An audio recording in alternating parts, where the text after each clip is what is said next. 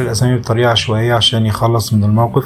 بيرجع بشهادات الميلاد للضابط وبيستلم الأولاد، ولما بيرجع البيت مراته بتسأله على الأسامي اللي سماهم للأولاد، قال لها إنه سماهم نفس الأسامي اللي اتفقوا عليها مع بعض. وبتقول له طيب والاتنين الزيادة؟ قال لها أنا اتصرفت وسميتهم أشرف ونبيل باين. فبتقول له أنت إزاي يعني كده مش هيكون لايقين مع أسامي إخواتهم؟ وبنشوف حماه اللي كان كل شوية يقول لبنته ما تشغليش دماغك، انا مش هسيبك بعد الولادة، انا اللي هربي العيال، بيخلق منهم بيسيبهم مع نفسهم. بعد كده اخته بتقول له انا عملت لكم اكل تلات ايام، وبتسيبهم برضو وبتخلع. وهنا محمد بيقول لشروق شلتي اللولب وارتحتي، شيلي بقى.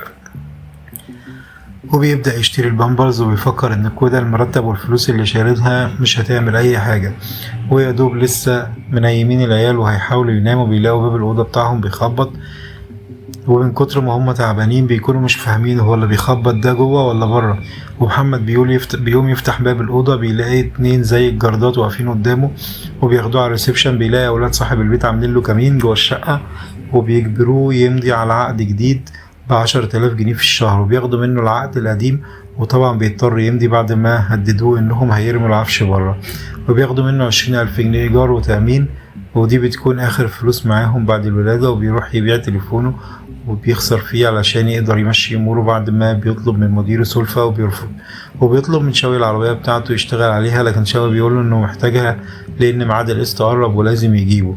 وبيروح عشان يشتري لبن والصيدلي بيلاقيه متضايق من سعر اللبن وبينصحه انه يروح ياخد لبن من مكتب الصحة، وبياخد الولاد وبيركب بيه ميكروباص وبياخدهم يوديهم لأخته لحد ما بيروح يستلم اللبن، وبياخدوا وقت طويل في الإجراءات. والموظفة بتستغرب إنهم جايبين 7 عيال، وبتقول لهم انتوا كده مش مستحقين للدعم لأنكم مش ملتزمين بقواعد تنظيم الأسرة.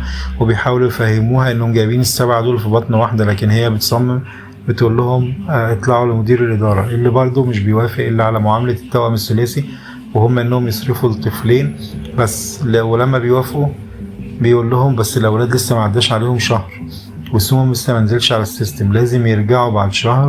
وبيروحوا بياخدوا العيال من عند اختهم وبيروحوا في ميكروباص تاني وهم محبطين. وبعد ما بيوصلوا البيت بيكتشفوا انهم نسيوا عيل في الميكروباص، وبتتصل باخت محمد وتسألها احنا خدنا كام عيل من عندك، بتقول لها انت خدتي 7 عيال.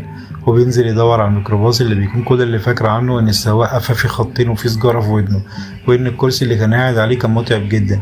في الوقت ده بيكون الميكروباص وصل نهاية الخط، وبيكون في واحدة ست نايمة في الميكروباص وبتلاقي نفسها شايلة عيل، وبتقول للسواق خده عشان اهله هيجوا يسألوا عليه.